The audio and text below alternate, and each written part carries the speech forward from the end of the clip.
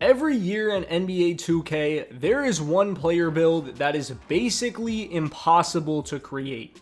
We are talking about a 7-foot tall player who can do literally everything. He can handle the ball, boom on people, block shots, play perimeter defense at that height, which is absolutely unheard of. And on top of all that, he's also one of the most athletic players in the entire NBA. Now, if you haven't already caught on to who I'm talking about, it is, of course, Giannis Antetokounmpo, and y'all already know everything I've said is the truth. Making an accurate Giannis build is just almost impossible to do because he literally breaks the mold of what is allowed in the game. You can't get as high of attributes in a lot of the categories at his height. Like, take driving layup, for example. He has a 98 in the base game, same with a 90 mid-range. If you copy his exact height and wingspan, you can't get either of those. And on top of that, you can't get his badges like on-ball menace. It literally just is not possible because you don't get that badge past 6'9". So you have to, you have to kind of adjust things accordingly and make him not exactly accurate, but as accurately as you can. And to be completely honest with y'all, I think I did a pretty good job. Now, to start off this build, I always go a right hand, jersey number, whatever you want. And then for the position, y'all are obviously going to go for power forward, 6'11", 212 pounds with a 7'7" wingspan. Now, off rip, I know a couple of things jump out, like 73 strength. It looks really, really bad at first, but we need to have enough speed and agility for a certain takeover that makes this build really, really good. And also, that 73 strength is not as bad as you would think. I've been using this build quite a bit in rec, and I haven't really had that many issues with builds that have like 91 plus strength. I've been completely fine, so you guys should be as well. Also, yes, I do know these aren't Giannis's exact physicals. He is 6'11" with a 7'3" wingspan in the actual game. But the reason I didn't make the build like that is because you don't get Silver Interceptor, and you also don't even get Giannis's signature dribble moves with a 6'11", 7'3" wingspan. Doesn't make any sense because that's literally his actual height and wingspan, but I mean, it's 2K for you. The game makes no sense. And also, just one more thing before we get into the attributes on the build. I do want to quickly apologize for my voice in this video. I'm a little bit sick at the moment, so it sounds a little bit nasally and annoying. I get it. It's not the best thing in the world, but I'm doing my best. Anyways, though, to start off this build, we have an 80 driving layup. This is very, very important because if you go below 80, you don't get Silver Physical Finisher, and you also don't get Giannis's layup package. Which, if you haven't been playing this year at all, and you haven't made any, 6'5" plus builds with an 80 layup, Giannis's layup package is really, really good in this game. The Euros, the cradles, like, he has basically everything you would need. I'm honestly kind of surprised it's only an 80. It feels like it should be a 90, but I'm not going to complain about it at all. Now, for the driving dunk, we're going to put this all the way up to a 90. And I do want to quickly mention, I'm making this build for 8 cap breakers because that is what I have. I have the +5 from starter to 3, and then the +3 from hitting, level 40 every single time there's been a cap breaker as a reward. If you have less, I'm going to show you how I would, tweak the build at the end of doing all these attributes. But for now, y'all are going to want to put +3 on the driving dunk because at the end of this build, that will give you gold posterizer. And then posterizer is also a tier 1 badge, or a tier 2 badge. Sorry about that. Tier 2 badge on this build. So you can actually use your +1 on this and something like set shot at the same time. So you can have gold set shot, Hall of Fame posterizer. And that is part of what makes 6'11" so good, even though they do get, less attributes than a 7-foot player. For standing dunk, y'all are going to want to bump this up to a 70. You just unlock some more animations with that. And then post control, a 67. This will give you basically every post move badge in the game on bronze. Now, you're not going to use it too often, but just on the, the off occasion that you get like a guard switched onto you, it is pretty nice to have because you can just bully them for a free bucket. So that 67 post control definitely does come in clutch. Mid-range, y'all are going to go all the way up to a 78. That is going to give you Silver Set Shot, which Silver Set Shot itself is not a very impactful badge. But when you do put the +1 on it, Gold Set Shot is actually quite an increase. So it definitely is nice to have that option. Whereas if you were to just upgrade the 3-ball on this build, you'd have a 76, and that would only give you bronze, making the +1 on Set Shot basically useless.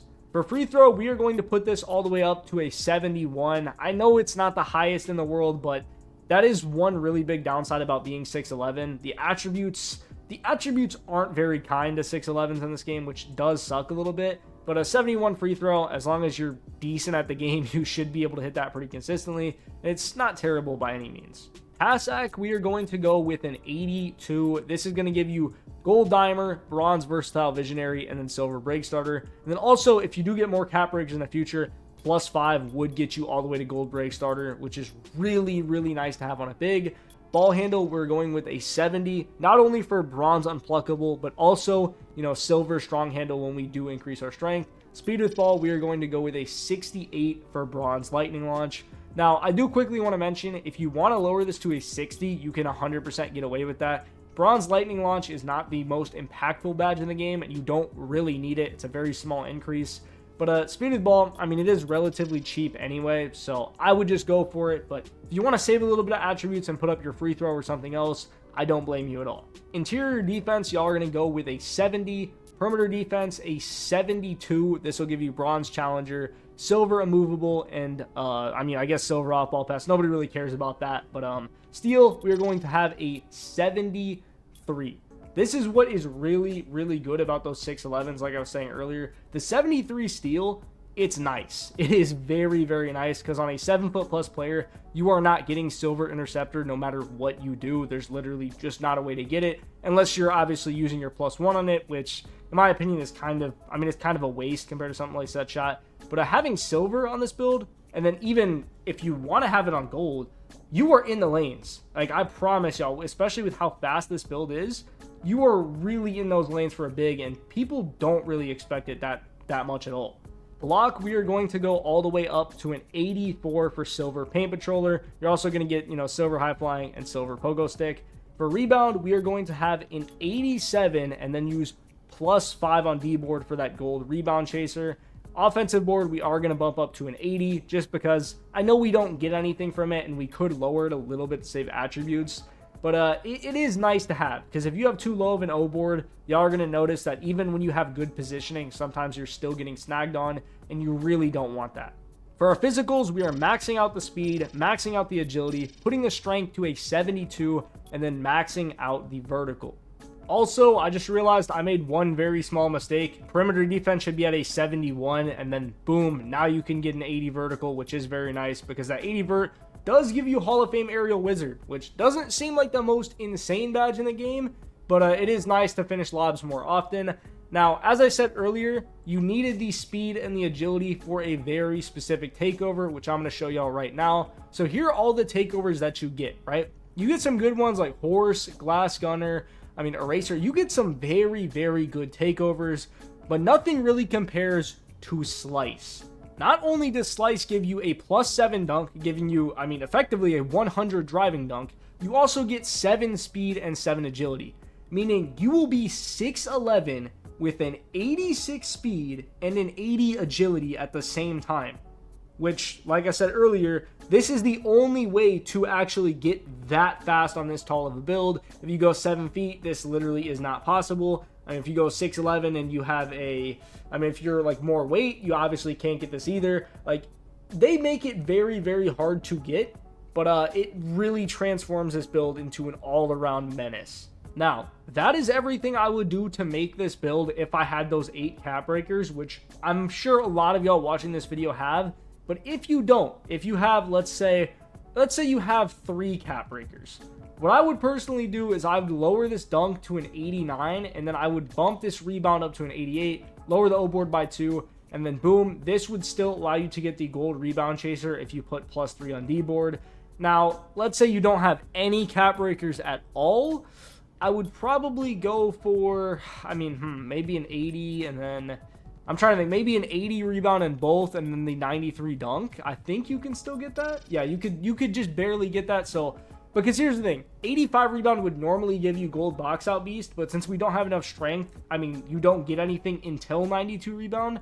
So this right here, if you have no cap breakers at all, this would probably be the play. But if you can, I would just wait until you get a few and then try to set it up a little bit differently. It is going to be just a lot more effective.